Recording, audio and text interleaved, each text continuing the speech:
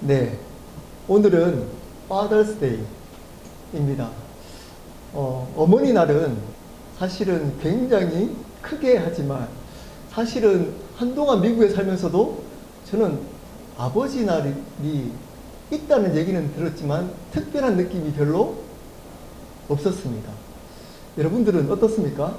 어머니 날과 아버지 날 비교하면 어떤 날이 더 마음에 와닿습니까? 아버지의 권위가 무너져 가고 있습니다.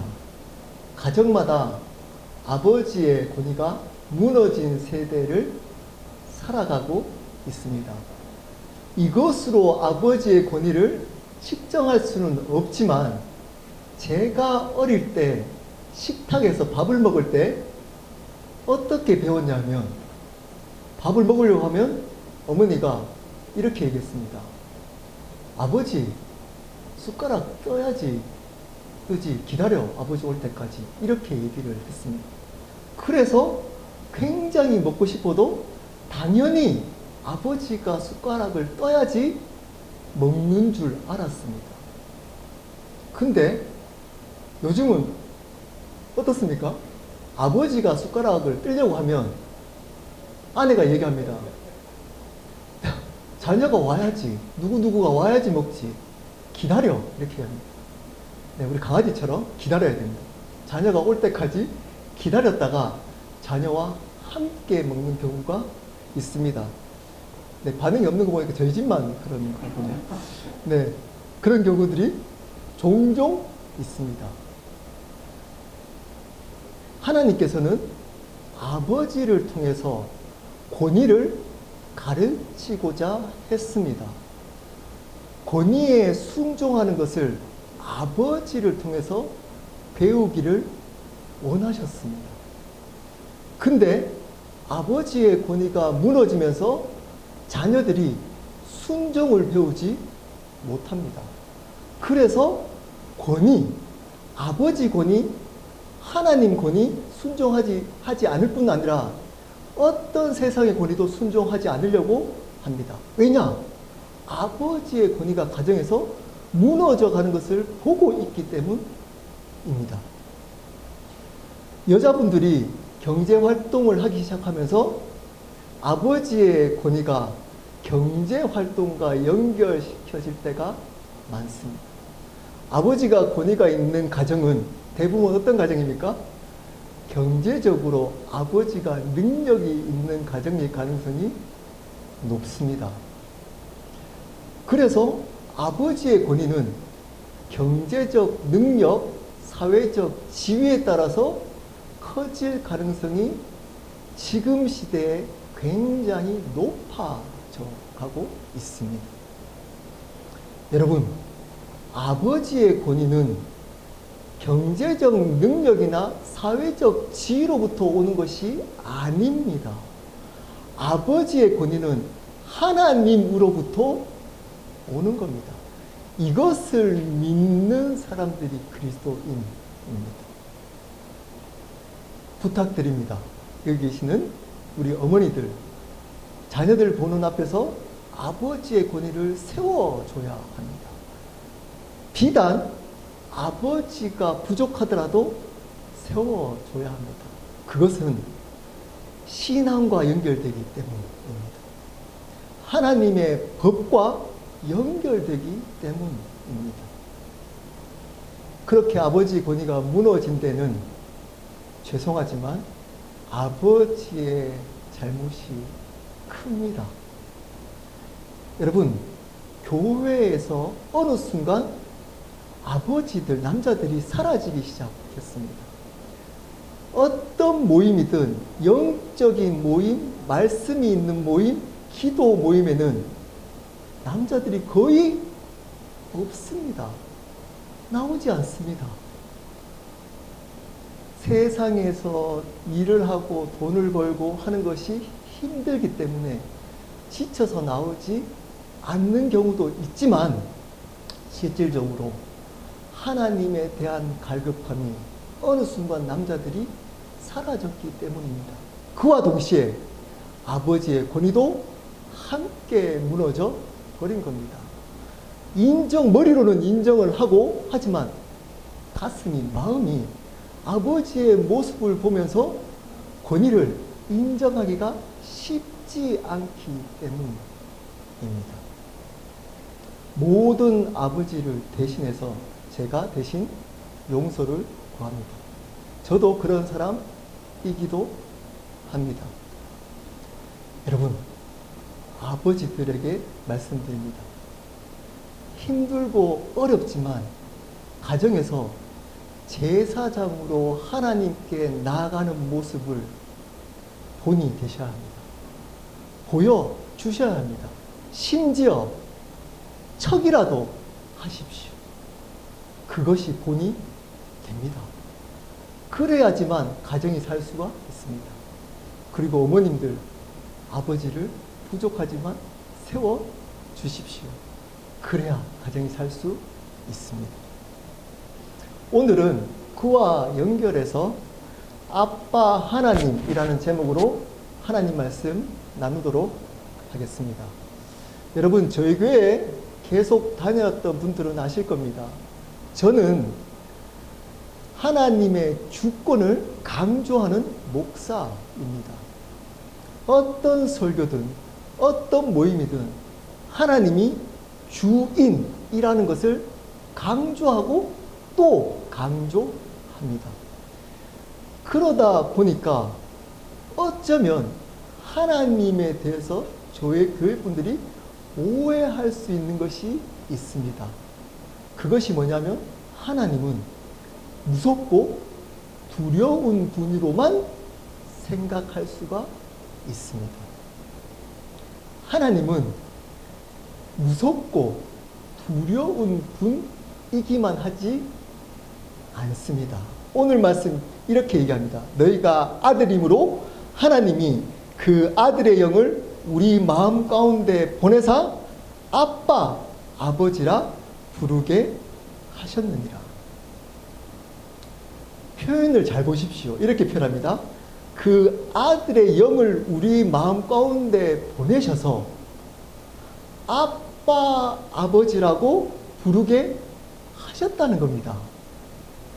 우리가 신분이 바뀌어서 우리 스스로 아빠라고 부른 게 아니고 하나님이 아버지의 영, 아들의 영, 아들됨의 영을 보내셔서 우리가 하나님을 아빠라고 부르게 하셨다는 겁니다. 왜 그러실까요? 하나님은 우리와 친밀하기를 원하시기 때문입니다. 그 아빠라고 불려지기를 기뻐하시기 때문입니다. 여러분, 하나님을 주님이라고 부르기도 합니다. 또는 하나님 아버지라고 부르기도 합니다. 근데 하나님 아빠라고 잘 부르지는 않습니다. 아버지, 주님은 하나님의 권위를 인정하는 겁니다. 근데 아빠라는 것은 어떤 의미가 있을까요? 친밀함. 여러분, 하나님은 아빠라고 불려지기를 원하십니다. 제가 10년 동안 저희 가정에 힘든 시간을 지날 때 저에게 위로가 됐던 구절이 이 구절이었습니다. 아빠, 아버지. 아빠. 사실은 제가 저희 아버지에게도 잘 부를 수 없었던 이야기였어요. 무서웠어요. 근데 이 세상에서 누가 제일 무서울까요? 하나님이 여러분 제일 무서운 분이십니다. 생명을 마음대로 가지고 가실 수 있는 분이십니다. 근데 그분이 아빠라고 불려지기를 원하신다는 겁니다. 그 아빠라고 부르는 믿음, 하나님을 아빠라고 믿는다면 우리는 어떻게 살아갈 수 있을까요? 살아가야 할까요? 오늘 두 가지로 말씀을 나누겠습니다. 설교 노트 한번 보실까요? 안 됩니다. 이렇게 표현했습니다. 안에 하나님을 무서워하기만 하면 안 됩니다. 하나님을 무서워하기만 하면 안 됩니다. 4장 6절입니다. 너희가 아들이므로 하나님이 그 아들의 영을 우리 마음 가운데 보내사 아빠, 아버지라 부르게 하셨느니라. 이 말씀과 같은 말씀이 로마서 8장 15절에도 있습니다. 이렇게 표현합니다. 너희는 다시 무서워하는 종의 영을 받지 아니하고 양자의 영을 받았으므로 우리가 아빠, 아버지라고 부르짖느니라. 좀 더 자세하게 표현하고 있습니다. 어떻게 말했다고요? 무서워하는 종의 영을 받지 않고 양자의 영을 받았답니다. 여러분, 하나님이 인간에게 자유의지를 주셨습니다.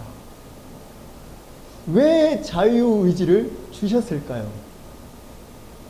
여러분, 하나님이 왜 인간에게 이렇게 죄를 지을 줄 아는 우리 인간에게 하나님을 떠날 수도 있는 자유의지를 주셨을까요? 하나님은 우리와 관계할 때 로봇처럼 우리를 관계하지 않고 사랑의 관계를 원하셨기 때문입니다. 인간이 자유의지를 통해서 자발적으로 하나님께 나아가는 것을 기뻐하셨기 때문입니다. 그 관계를 원하셨기 때문에 인간에게 자유의지를 주신 겁니다. 그 자유의지를 가지고 인간은 하나님을 떠납니다. 근데 하나님은 그런 우리를 위해 예수 그리스도를 보내셔서 그 사랑의 관계를 회복하신 겁니다. 여러분, 하나님은 우리와 사랑의 관계를 원하십니다. 그러므로 하나님께 나가는 사람들은 의무적으로나 타성해졌거나 습관적으로만 나가면 안 됩니다. 봉사하거나 섬기거나 헌금도 습관적으로 하면 안 됩니다. 어떻게 해야 되죠? 자발적으로 해야 되는 겁니다. 자발적 안에 뭐가 들어있죠? 그 마음을 담는 겁니다. 사랑의 관계는 반드시 자발성이 있어야 하는 겁니다. 자발성. 강압이 있지 않고 자발적이어야만 하는 겁니다. 그래서 하나님은 자유의지를 주셨습니다. 여기 보면 무서워하는 종의 영을 받지 않는다. 이렇게 얘기합니다. 그리고 어떤 영을 받았다고요? 양자의 영을 받았답니다. 아들의 영이라고 표현하지 않고 그 아들을 양자라고 표현했습니다. 여기에 양자가 누구이죠? 바로 이방인들을 의미합니다. 우리는 원 백성이 아니었습니다. 이스라엘 백성은 택했지만 이방인은 택한 백성이 아니었는데 어떻게 됐죠? 이스라엘 백성이 하나님 뜻을 거절해서 우리 이방인을 하나님은 양자로 삼으신 겁니다. 자, 잘 들어보십시오. 여러분, 입양하는 것은 양자의 관계는 피로 연결되지 않았기 때문에 하나만이 중요합니다. 그게 뭘까요? 사랑입니다. 그 아들을 사랑해야지만 입양할 수 있는 겁니다. 닮은 게 없습니다. 이 자녀가 우리로부터, 부모로부터 나오지 않았습니다. 근데 사랑해야지만 입양할 수 있습니다. 그 양자의 영이란, 아들의 영이란 어떤 영이죠? 그러면 바로 사랑의 영인 겁니다. 그 하나님의 사랑의 영이 우리 안에 주셔가지고 하나님은 어떻게 부르게 했다고요? 아빠, 아빠라고 부르게 하셨다는 거예요. 그냥 위에는 6절에는 부르게 하셨느니라 이렇게 얘기했는데 8장 15절에는 어떻게 얘기하죠? 부르짖느니라. 여러분, 이 표현을 자세히 묵상해 보십시오. 아빠라고 부르짖는다는 겁니다. 하나님의 사랑을 갈급해 한다는 겁니다.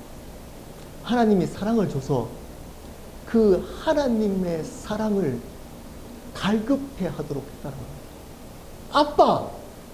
아빠! 라고 부르짖게 한다는 겁니다. 힘들 때 무섭고 두려운 분이 아니고 내가 힘들 때마다 언제든지 친밀하게 나아갈 수 있는 분으로 부르짖으면 그 하나님이 사랑으로 우리를 언제든지 받아주시겠다는 의미가 담겨져 있습니다. 여러분, 하나님을 두려워하는 것과 하나님을 경외하는 것은 틀립니다. 무서워하는 것은. 어릴 때부터 교회에서 자란 모태신앙 분들이 가끔 하나님에 대해서 오해하는 게 있습니다.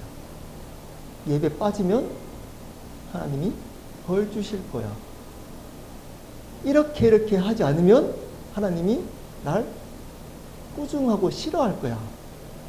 그 무서움을 가지고 하나님께 예배도 빠지지 않고 헌금도 하고 봉사도 열심히 하고 다른 사람들보다 더 잘 신앙생활을 하는 것처럼 보입니다. 근데 그것은 바른 신앙생활이 아닙니다. 여기서 경외하다는 그 기반이 두려움으로부터 시작되지 않습니다. 사랑과 은혜로부터 시작되는 겁니다. 그 사랑과 은혜가 너무 커서 그것에 대해서 두려워지는 겁니다. 하나님은 주님이시지만 아버지가 되십니다. 여러분, 야고보서 우리가 설교를 들을 때 제 기억으로는 성경에 딱 한 번 표현이 나온다고 생각합니다. 제가 알기로는 3장 9절 어떻게 표현하는 구절이 나오냐면 주 아버지, 입술에 대해서 얘기하면서 주 아버지를 찬송하고 이렇게 표현합니다. 저는 이 표현을 너무 좋아합니다. 하나님을 주님이라고 하면서 아버지로 표현하고 있습니다. 하나님은 주님이신데 아버지가 되십니다. 이것을 한쪽에만 치우치면 안 됩니다. 이 신앙의 밸런스를 잘 맞춰야 합니다. 하나님은 은혜로우시지만 공의의 하나님과 동일한 이치인 겁니다. 이거를 어떻게 알 수 있습니까? 하나님이 주님이라 그러면 우리는 종인데 그 종을 하나님이 양자 삼은 겁니다. 원래 식물은 종인데 그 종을 아들로 삼아주시는 아버지. 우리는 종이지만 아들로서 존재하는 것. 어떻게 알 수 있냐? 하나님이 주인이시기 때문에 내가 잘못하면 그분은 우리를 당연히 치리하고 벌 주실 수 있는 분이십니다. 근데 그분은 사랑으로 여러분을 인도하시는 아버지가 되십니다. 이거는 경험으로 통해서만 알 수 있습니다. 여러분, 여기 분들은 다 알 수 있습니다. 제가 간단하게 설명해 보겠습니다. 그렇기 때문에 지금 죽지 않고 이 자리에 나와 있습니다. 지금 이 자리에 아무 일 없이 예배 드리러 나와 있습니다. 이렇게 맨날 고백합니다. 주님, 제가 주님께 순종하겠습니다. 주님은 저의 주님이십니다. 제 삶의 주인이 하나님이십니다. 고백하고 기도합니다. 기도하다가 눈 딱 떠서 옆에 있는 자녀가 말을 안 들으면 소리 지릅니다. 바로 그렇게 살아갑니다. 제가 가정 가운데, 직장 가운데 주님을 드러내겠습니다 하면서 그러지 못합니다. 근데 무슨 일이 있었던가요? 여러분, 그때마다 하나님이 여러분을 벌 주시던가요? 그때마다 은혜로 여러분을 기다려 주셨습니다. 그리고 이 자리까지 인도하신 겁니다. 지금 우리는 여전히 그분을 주님이라고 고백합니다. 그리고 지금도 그 삶을 살려고 하지만 날마다 실패합니다. 그런 우리를 아버지로, 아빠로, 사랑으로, 은혜로 이제까지, 이 자리까지 인도하셨던 아빠 하나님이셨습니다. 그것을 믿는 믿음으로 사셔야 합니다.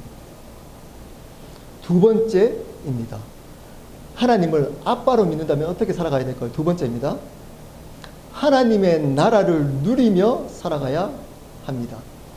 7절 우리 함께, 제가 물 잠깐 마시는 동안 함께 말씀을 읽도록 하겠습니다. 시작.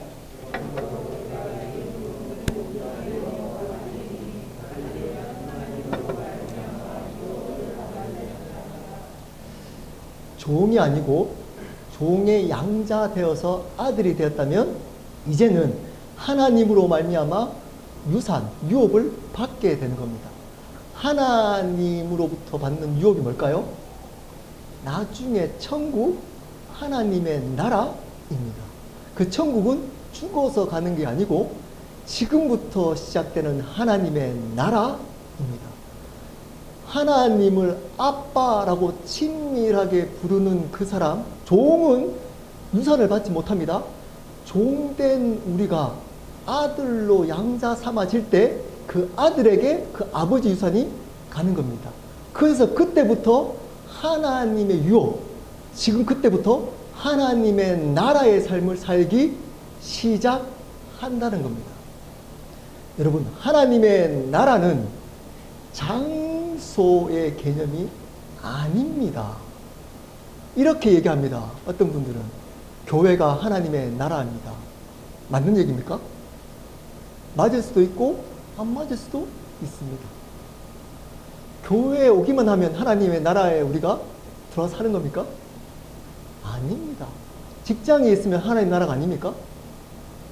그렇게 생각하시면 안 됩니다. 장소가 아닙니다. 하나님의 나라는 다스림의 개념입니다. 누가 다스리느냐, 누구가 주권을 가지고 있느냐의 개념입니다. 하나님이 주권을 가지고 하나님의 다스림을 받고 있는 그곳이 하나님의 나라입니다. 그러므로 저희가 코로나 때 줌으로 모여서 여러분 모임을 하면서 삶이 변화됐지 않았습니까? 왜 그러냐? 줌으로 모임을 하더라도 그 장소가 하나님의 주권을 인정하면서 줌 모임을 한다면 그 장소, 그 방, 그 가정, 그 직장이 하나님의 나라가 되기 때문입니다. 하나님의 나라는 장소와 상황의 개념이 아니고 다스림과 또 하나 중요한 개념이 있습니다. 누림의 개념. 누리는 겁니다. 무엇을 누릴까요? 하나님의 다스림을 받을 때 오는 복을 누리는 겁니다. 그 복이, 가장 중요한 복이 뭐죠? 영원한 생명인 겁니다. 소망. 그리고 거기에 따라서 오는 게 있습니다. 그게 바로 기쁨과 평안. 기쁨과 평안. 하나님의 사랑을 알아서 그분을 아빠라고 부르는 그 사람은 하나님의 나라를 살기 시작하고 하나님의 다스림, 그분을 주인으로 고백하고 살기 시작하며 하나님은 그 사람에게 주 대신 권세를 이용해서 우리를 인도할 때 하나님의 사랑으로 인도하는데 그것을 경험한 사람에게는 기쁨과 평안을 누리게 됩니다. 하나님께서 다스리고 하나님이 아빠라는 것을 아는 그 사람은 날마다 삶 속에 기쁨과 평안을 누리며 살게 됩니다. 눈치 보면서 무서워만 하지 않습니다. 하나님, 언제든지 하나님께 나아가는 기쁨을 누립니다. 상황이 어떠하든 간에 그게 기도입니다. 여러분, 여러분이 기도할 때 어떤 상황이든 하나님은 듣고 그분의 성품대로 응답하십니다. 그것을 믿고 누리며 사는 사람이 하나님을 아빠라고 부르며 그 믿음으로 사는 사람입니다. 말씀을 마무리하도록 하겠습니다. 제가 한 번 더 용서를 구하도록 하겠습니다. 원래 말씀의 근거로 하나님께서 아버지를 제사장으로 세운 이유는 이 두 가지 이유 때문입니다. 아빠의 모습을 보면서, 남편의 모습을 보면서, 가장의 모습을 보면서 아빠라는 사랑과 은혜를 경험하고, 아버지를 통해, 그리고 하나님의 나라를, 와, 이런 것이 하나님의 나라야 라는 것을 아버지로부터 경험토록 했는데 아버지가 그 역할을 못한 겁니다. 한 번 더, 여러분, 혹시 여러분 삶 속에 그 아버지로부터 받은 상처 때문에 하나님을 아빠라고 친밀하게 부르지 못한 분이 계시다면 제가 그 아버지를 대해서 진심으로 용서를 구합니다. 하나님은 여러분의 육신의 아버지와 틀립니다. 그런데 여러분, 아버지를 이해해 주셨으면 좋겠습니다. 우리가 연약하듯이 아버지들도 연약하기 때문입니다. 우리 사진 한 장 잠깐 띄울 수 있을까요? 네, 잘 안 보이죠, 조그만 해서. 네, 저 계란바리가 옆에 있고, 그리고 누가 뭘 이렇게 준비하고 있는 사진입니다. 저희 아버지입니다. 제가 화장실을 가려고 나갔다가 저 아버지의 뒷모습을 찍은 겁니다. 네. 남은 사람은 개가 지켜주고 있더라고요, 저희 아버지를. 저희 아버지는 장애인이셨습니다. 그래서 귀를 잘 못 들으셨던 분이셨습니다. 근데 할아버지 재산이 많아가지고, 네, 고생하지 않고 지냈습니다. 그래서 엄마를 때리는 모습을 꽤 많이 봤습니다. 무서웠습니다. 고등학교 2학년 때는 저를 빨가벗겨 놓고 밖에 있었던 적도 있었습니다. 저는 아버지가 무서웠습니다. 그래서 항상 아버지에 대한 친밀하고 싶은데 무서웠기 때문에 다가가지 못했고, 거기에다가 귀가 안 들리셨기 때문에 더 멀었어요. 그리고 하나님을 만났는데 하나님을 친밀하게 느껴지지가 않는 겁니다. 소리를 질러야지 들으실 것 같은 느낌이 항상 있었습니다. 그분의 사랑, 그분의 은혜 얘기할 때 느껴지지 않았습니다.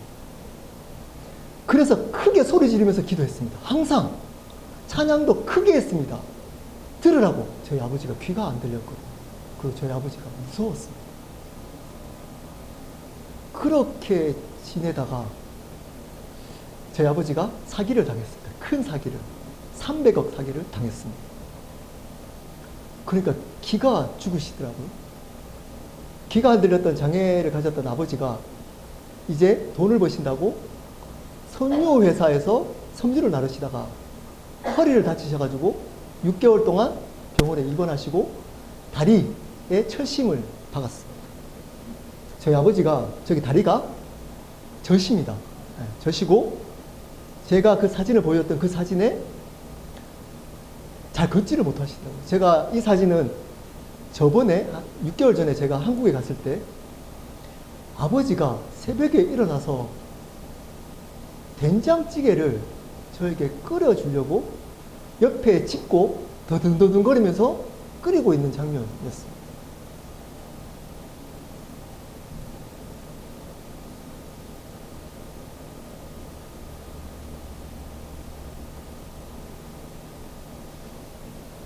제가 처음으로 불쌍하다 이 생각이 들었어요. 아버지의 뒷모습을 보는데 너무 불쌍하다. 얼마나 귀 안 들리며 사는 게 힘들으셨을까 라는 생각이 문득 들었습니다. 그때 처음으로 아버지를 용서했던 것 같습니다. 제가 제 뒷모습을 보고 그러면서 생각났던 분이 있습니다. 하나님 아버지. 하나님 아버지. 제가 아버지를 용서하는 그 순간에 제 안에 그 아빠 하나님이 들어왔습니다. 이제껏 아버지는 저한테 무서운 존재였습니다. 그리고 힘이 없어서 돈을 사기당하고 우리 가정이 힘들 때 속으로, 겉으로는 괜찮습니다 했지만 원망이 많이 되었습니다.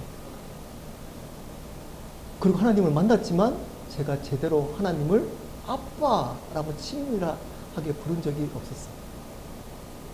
왜냐하면 저는 하나님도 무서웠어요. 하나님도 아버지를 무서웠어요. 근데 하나님을 경험하고 교제하고 만나면서 그분이 그런 분이 아니라는 것을 알게 되었습니다. 하나님은 우리의 아빠 되십니다. 여러분, 하나님의 앞모습만 보셨죠? 여러분, 하나님의 뒷모습을 보신 적이 있으십니까? 여러분, 하나님의 뒷모습을 보신 적이 있으십니까? 우리를 쳐다보시고 기뻐하시고 화를 내시고 하는 우리의 앞모습만 보셨죠? 여러분, 하나님의 뒷모습을 보십시오. 죽어가는 영혼들을 향해서 아파하고 계시고 지금도 그 우리의 죄성 때문에 아파하셔서 참고 계시는 그 아버지, 믿지 않는 영혼들을 바라보고 눈물 흘리시는 그 영혼을 향해서 눈물 흘리시는 그 아버지의 뒷모습. 왜 그럴까요? 사랑 때문입니다. 사랑. 그분은 우리를 사랑하는 아빠 되시기 때문에 죽어가는 영혼들을 향해서도 지금도 울고 계신 분이십니다. 아버지들이 부족함이 많습니다. 아내가 사고치는 것보다 남편들이 사고치는 경우가 더 많습니다. 제 얘기입니다. 네. 평강이가 그렇게 얘기합니다. 저한테. 아빠, 교회 성도들에게 대하는 모습에 10분의 1만 나와 엄마한테 대하면 바뀔 것 같아요. 이렇게 얘기합니다. 그렇게 얘기 들을 때 속으로 생각했습니다. 야, 힘든 아빠를 못 만나봐가 진짜 목이 터져서 얘기하는구나. 이렇게 생각했습니다. 근데 제가 하나님의 사랑을 경험해 보니까 아니더라고요. 제가 부족했습니다. 오늘 이 위에 옷을, 다른 옷이죠. 어제 아버지 날이라고 제 아내와 딸이 선물을 해줬습니다. 제가 이런 것들 새 옷을 잘 사입지 않거든요. 근데 울컥했습니다. 입으면서. 왜냐?